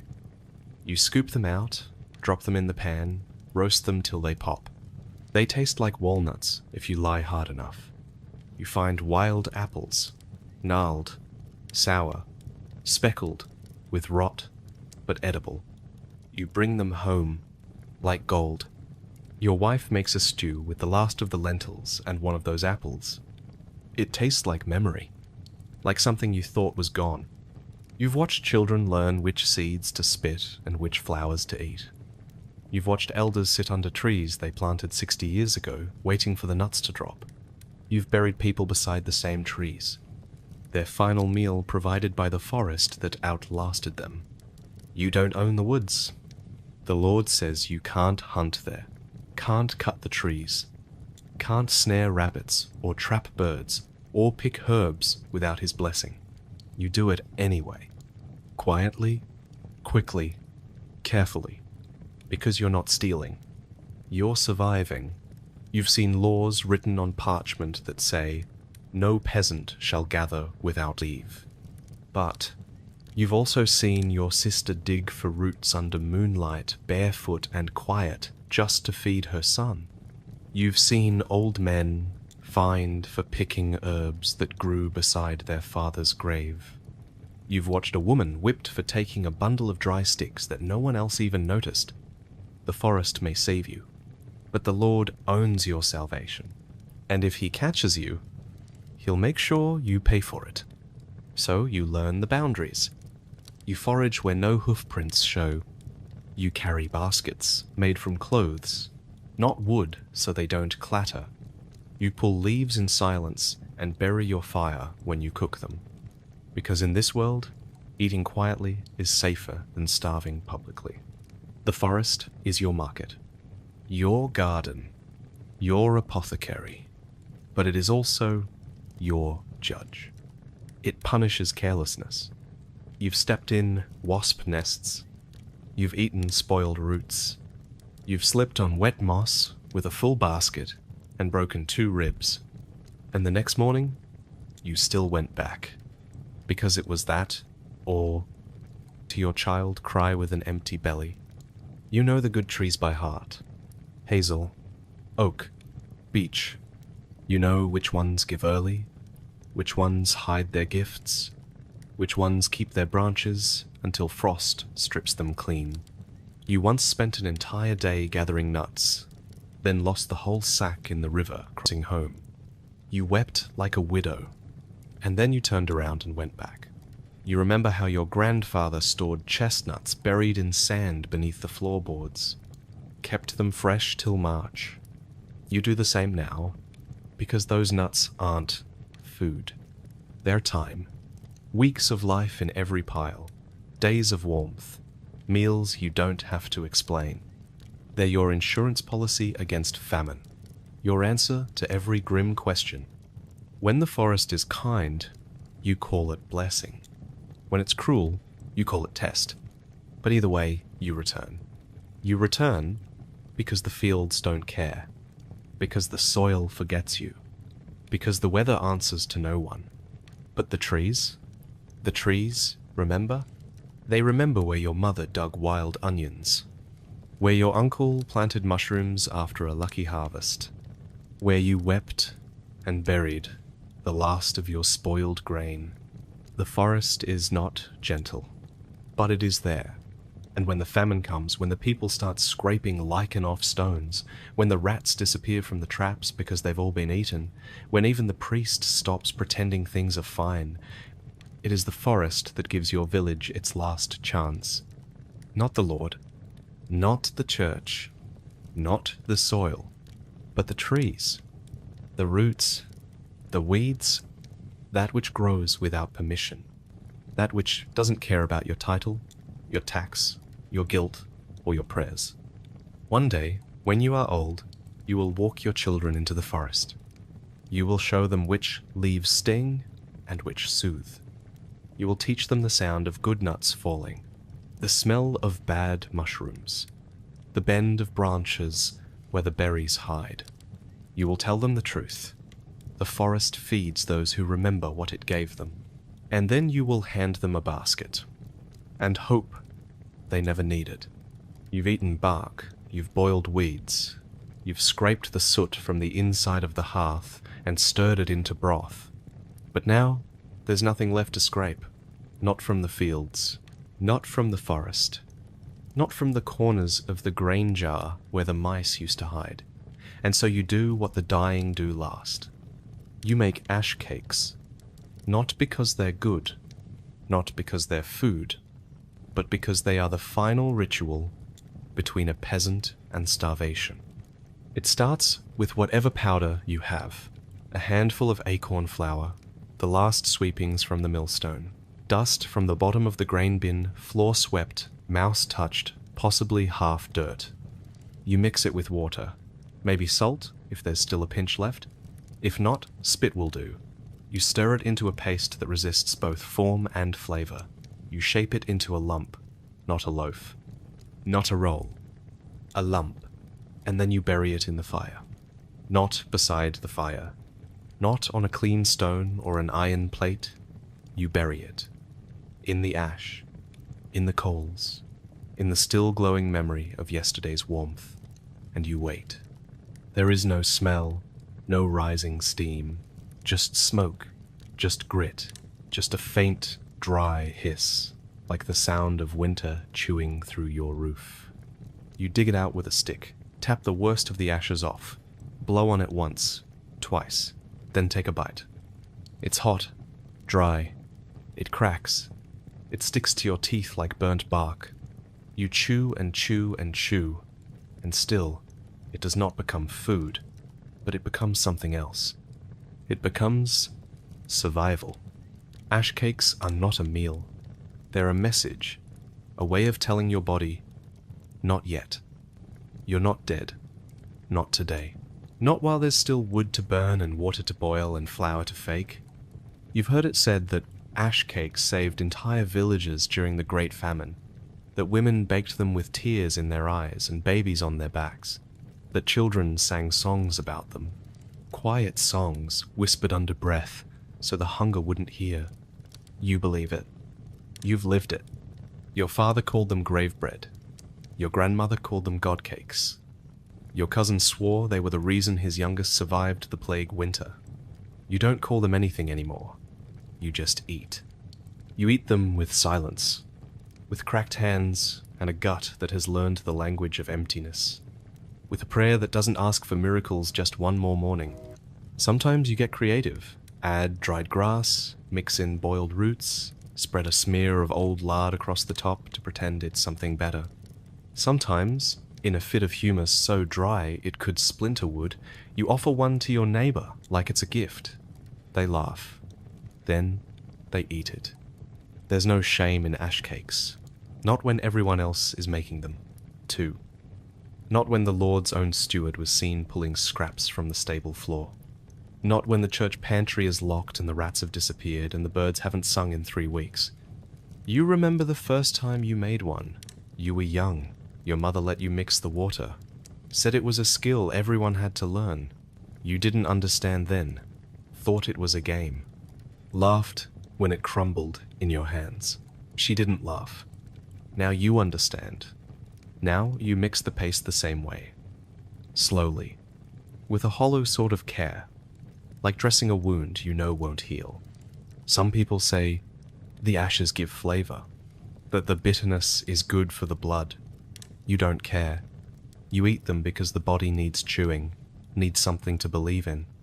And ash is as close to belief as you can afford. You've heard of people dying with a half-eaten ash cake beside them. Not because it poisoned them, because they were already halfway gone. Because even the illusion of bread wasn't enough anymore. You've seen it yourself. A man chewing without swallowing, a woman who made cakes every day but never ate, said they were for the children. She died in her sleep with flour on her fingers. And still, the cakes were there in the morning, waiting. You don't let anything go to waste. Not the flour, not the fire, not even the ashes. When the wind blows hard and the roof groans, you gather what's left of last night's burn and sift it through your hands. Looking for anything, a clump, a chunk, something that hasn't turned to dust. Once, you made a cake out of nothing but ash and water. No flour at all. You told yourself it was different. It wasn't, but it was warm, and that was enough. Some people say ash cakes are peasant sorcery, that they're a way to cheat hunger, to fool death into waiting. You don't believe in magic. But when the pot is empty and the air smells like snow, you'd try anything. Even making bread from fire. Especially then, you've seen better days. Days with butter, with cheese, with meat so thick it dripped fat onto your hands. But those are stories now, told between bites of ash, between winters, between heartbeats, and you keep telling them, because maybe, just maybe next year, you won't have to eat ash. Maybe the rains will come. Maybe the barley will hold. Maybe the bees will stay. Maybe your hands won't shake when you shape the cakes. Maybe your children will eat fruit again. But until then, you bake. You stir, you shape, you bury, you wait. And when the smoke clears, you eat. Because if you don't, you won't get the chance to remember what bread used to taste like. You never write the recipe down. There's no need. It lives in your hands, in the rhythm of your stirring, in the silence between bites. You could teach it to your children without speaking. Just a bowl, a splash of water, the blackened half, and a look that says, "This is what we do now." There's a grim pride in knowing how to make something from nothing, in turning ash's symbol of endings into a beginning, even if only for one more night. You've taught others, the widow with 7 mouths to feed, the boy who lost both parents and burns every pot he touches. You show them, not kindly, not cruelly, just matter of fact, because kindness doesn't feed you, and cruelty wastes breath. But knowledge? Knowledge might save a life. Ash cakes don't forgive, they don't nourish, but they remember. They remember every field that failed, every storehouse that emptied, every harvest that shriveled under skies too bright or too black. They're baked grief, burnt desperation pressed into shape. A symbol, sure, but also a reality. You remember the winter the Lord left, rode south with his guards and his grain, leaving the village to rot. No coin, no relief, just an empty manor and a locked storehouse with weevils gnawing at the walls. That's the year everyone ate ash cakes, morning, noon, and night. By the end, they joked about it black bread for black days, they said. But no one laughed too hard, because by then, you all knew someone who hadn't made it. They say your body can survive 20 days without food. That's a lie. Or if it's true, it doesn't feel like survival. It feels like forgetting how to stand. Like your muscles are vanishing one by one. Like your teeth are too heavy. Like your own shadow weighs more than your limbs. Ash cakes don't fix that, but they slow it, delay the fade. Trick your mouth into chewing long enough to believe the end isn't so close. That maybe you're just tired, just cold, just waiting for the next thing to grow. You once made a batch from floor sweepings and dried grass, called them church bread, took them to the priest who kept preaching about suffering as virtue. He didn't eat them, said he was fasting, said the saints endured worse. You left them on his doorstep and walked home chewing the last one yourself. It tasted like dust, but it didn't kill you. That was enough. You've made ash cakes with beetroot flour, with bark shavings, with mushroom stems so old they crumbled at the touch. You've seen them baked on hearthstones, on iron spades, even wrapped in leaves and buried in coals like sacred things. Not sacred, but they are ours. The nobles never eat ash cakes. The monks have never tasted one, and that's how you know who's never been hungry. You save one, always, wrapped in cloth, hidden in the back corner of the shelf. You tell yourself it's for emergencies, but really, it's for remembrance. A burnt-edged relic of survival. You look at it some days and feel stronger just knowing it's there. Because to hold one is to remember you've endured worse. And you might endure again. You don't plan meals. Not like the steward does, scratching menus on parchment and sending servants to fetch the goose, the garlic, the grapes that haven't yet wrinkled. You don't have parchment, or servants, or grapes. What you have is whatever's left. A half turnip, 3 beans, a cup of week-old gruel, a heel of bread so hard it could knock out a rat, 2 wild onions, and a bone so thoroughly boiled it whistles when you shake it. And so, you make dinner. You make it like your mother did. Like her mother did. Like every woman and man who ever stood in a peasant kitchen staring down a table full of nothing and pulling together something. It doesn't have a name. It doesn't follow rules. It just begins. You take the pot, the same blackened, cracked-bottom pot that's been used for everything from boiling pottage to washing feet, and you throw in what you've got. You don't measure. You don't taste. You trust your hands, your nose, the weight of a habit passed down through hunger and hope. You fill the gaps with whatever makes it less awful.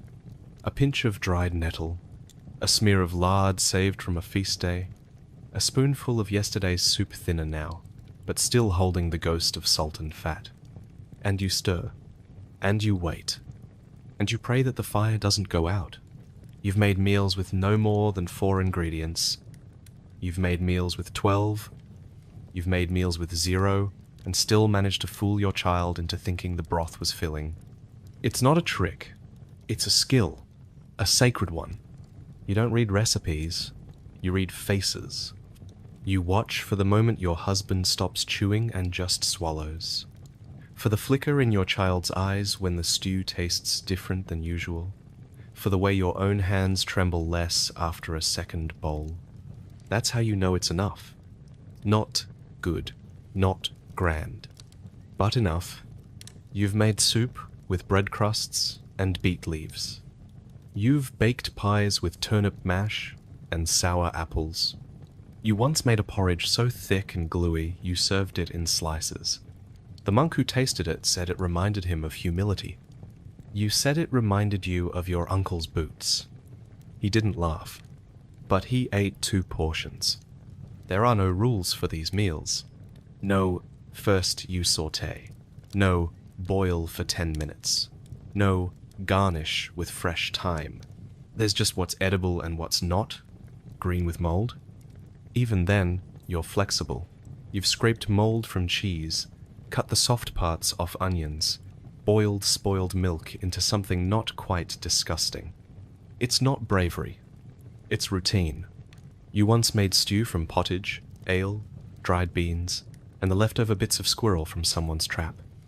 You didn't ask who caught it, you just stirred. Added salt. Watched it simmer like it belonged there. It smelled like warmth. Tasted like not dying. Your family still talks about it. You wish you remembered how you made it. But that's the thing with these meals. They're like dreams. You live in them once. Then they're gone. Sometimes you combine things just to clean the shelf. A handful of peas, the last of the cabbage water, a sprig of something that might be rosemary, or might be a twig. Sometimes it works. Sometimes it doesn't. Once you made a broth so foul the cat gagged. You laughed, then drank it anyway. Because hunger is funnier than pride. There's comfort in the chaos. In not knowing what dinner will be until it's bubbling. In letting the pot decide. You've seen nobles turn their noses up at such meals. Seen them mock your soups, your stews, your bread crusts soaked in fat and served like fine fare. Let them laugh. They wouldn't last a week in your kitchen. Because you can feed a family of 6 with what they throw away. Some of your best meals were born from accidents. The loaf that burned and crumbled into stew. The spoiled milk that turned into a tangy porridge. The sausage ends forgotten at the back of the shelf and rediscovered on feast day. It's not art. It's not alchemy. It's adaptation. You adapt. Because the seasons don't ask. Because the taxes don't wait. Because your children don't stop growing just because the wheat stopped sprouting. You've had guests. Rare, but it happens. A cousin passing through. A traveling merchant who remembered your kindness. The local healer after your youngest scraped his knee to the bone.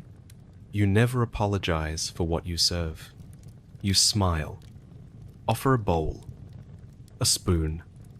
A seat. And you say, "It's what we had." Sometimes they cry. You've heard the priest say that simplicity is holy, that the poor are blessed, that heaven is fed on crumbs and prayers. You don't know about that, but you do know that a good meal, made from nothing, can silence even the sharpest hunger. That's close enough to a miracle for you. You've seen feast tables in the manor hall, long boards groaning under roast birds, and glazed fruits and silver goblets filled to the brim. They call it hospitality, they call it wealth. But you've seen more generosity in a bowl of leftover pottage shared between neighbors. You've tasted more satisfaction in a turnip mash, cooked with wild herbs and a single drop of pork fat. Because it isn't what you cook that makes the meal. It's that you cooked it all. It's that you scraped together scraps and made them into something warm, something filling, something yours. You've seen people cry over a ladle of stew that reminded them of their mother. You've watched old men go quiet after biting into a bread that tasted like the one their wife made 30 years ago. You've fed children food they didn't recognize and told them it was called good enough, and they believed you, and then they asked for more. You've learned the rhythm of using what you have. If the bread is too hard, you soak it. If the soup is too thin, you thicken it with grain. If the cabbage is starting to turn, you boil it down and serve it with vinegar and garlic to hide the smell. If it's meat, you stretch it. You boil the bones twice. You add it to everything, not for substance, but for memory. Meat makes it feel like a real meal, even when it's not. And when you run out, you tell stories instead. You talk about the last pig slaughter, the stew that tasted like something from the king's table, the day someone caught a duck and shared it with the whole row of cottages. It doesn't fill the stomach, but it fills the room, and that matters. You've stored turnip leaves in vinegar, hung onions in the rafters, left parsnips in the ground until they sweetened in the frost. Nothing is wasted, not even the water from boiling vegetables. That goes back into soup, or into bread, or into your hands to warm them on a cold morning.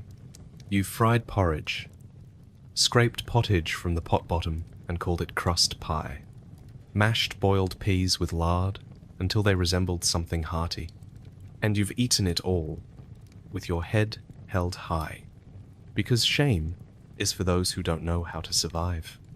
Your table has held meals that shouldn't be called meals, but were. Things that had no right to nourish you, but did.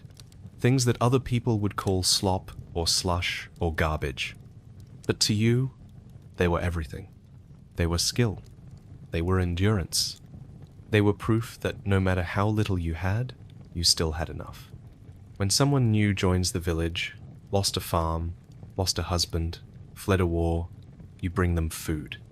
Not coin, not tools, a bowl, a spoon, a seat by the fire, and they know they're safe. Because in a world where nothing is promised, the one promise you can keep is this: we may have nothing, but together we'll eat. It ends with bread. It always ends with bread. Not cake, not custard, not cheese or cream, not even apples in autumn, or the last spoon of honey saved for feast days. No matter what came before the pottage, the gruel, the salted fish, the bitter greens boiled into forgettable broth, it ends with bread. Because bread is what holds it all together. Bread is what lingers. The crust shared between siblings, the torn end dipped into stew, the thick slice passed quietly from mother to child when there's nothing else left on the table. Bread is not special, and yet it is everything. It's the first thing you taste when you're weaned, the first thing you chew after illness, the offering you take to the dying, the thing you make when you don't know what else to make. You've eaten it every day of your life. And still, when it's fresh, when the crust cracks, and the steam slips out like a ghost, you pause. You breathe in, you remember.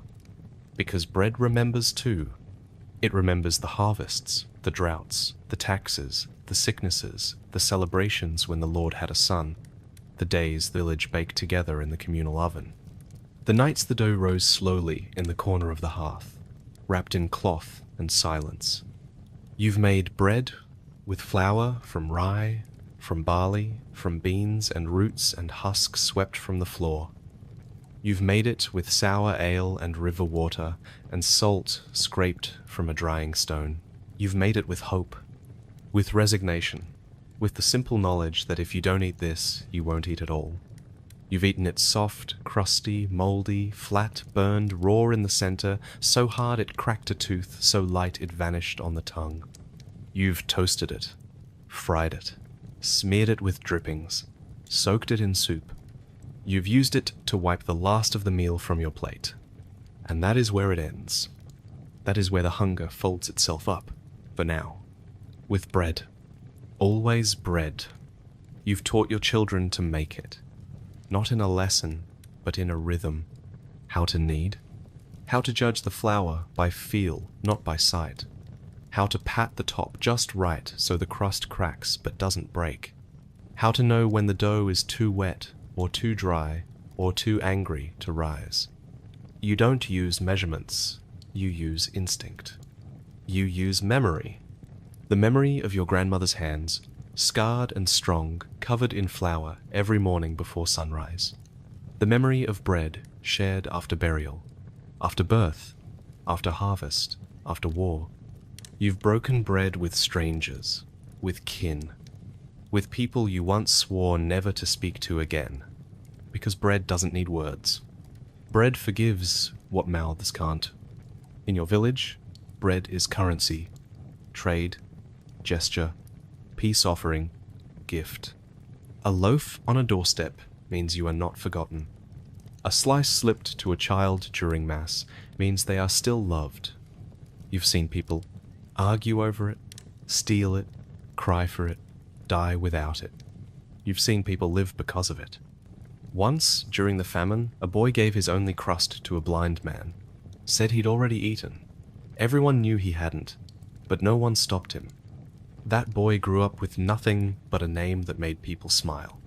Because people remember bread. They remember who shared it. You've taken communion once. Just once.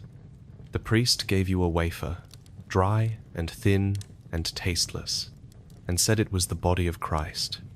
You chewed and nodded, but you didn't understand. Because, to you, bread is not symbolic. It is real. It is the body of your father, bent over a field at dawn. It is the sweat of your mother's brow. It is the warmth that kept your baby quiet through the night. It is the reason your people still rise each morning, battered but breathing. It is not sacred because of a prayer. It is sacred because it is what remained. At the end of every day, every story, every life, you've seen people buried with bread in their pockets. Not to eat, just to carry with them, just in case. You've heard the rich say that bread is peasant food, that real meals require courses, spices, meats carved thin and served on silver. Let them say it. You know the truth. Bread is the first bite of survival, and the last bite of grace. You've eaten better. You've eaten worse. But when the world quiets, when the fire is low and the sky is dark and everyone else is asleep, you take a piece of bread, tear it in half, and press it to your lips. And in that moment, for just a heartbeat, you are full. You've seen loaves sliced for guests, quartered for children, halved for neighbors. You've seen the last piece go to the dog because it's earned its place, too. Bread doesn't ask questions. It answers them. Am I fed? Am I seen? Am I still here? Even when it's stale. Especially then, you know how to stretch it. Slice it thin and soak it in broth. Dry it until it becomes croutons for soup. Fry it in a smear of lard for something that almost tastes like luxury. Crumble it into milk for the youngest child. Wrap it in cloth for the one who's going to walk all day and needs something to carry. Bread is never wasted. Not in this life. You've heard tales of lands where bread is thrown away, of tables so full they let it go moldy untouched. You don't believe it, not really. How could someone look at bread and not see the sweat it took to grow the grain, grind the flour, knead the dough, light the fire? How could they forget what it means? You've cried over bread, the first loaf after the long winter, the last one before the famine began. The one you baked for someone who didn't make it through the week. You remember everyone. Because you don't just eat bread. You live with it. Its smell is part of the air. Its crumbs trail through your pockets, across your floor, into the cracks of the old table, where 100 hands have reached and torn and shared. You don't eat alone, even when you are, because someone's always shared bread with you once. And you carry that memory like a crust in your pocket. You've given bread to someone crying, watched the chewing still their sobs.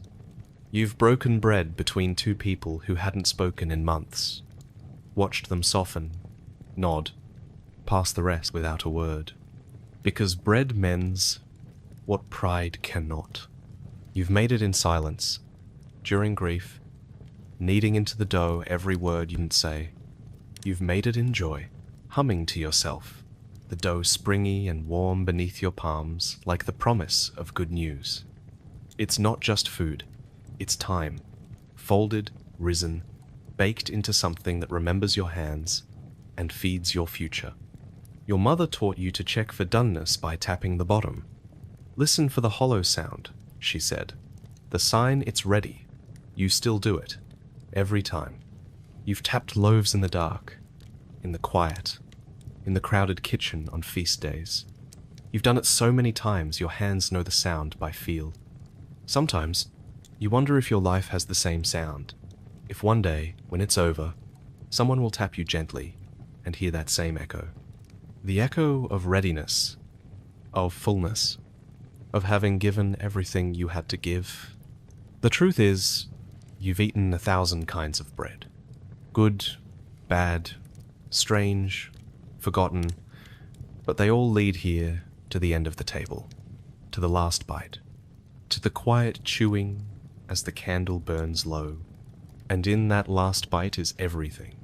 The first hunger, the long road, the hands that kneaded before yours, the ones that will come after.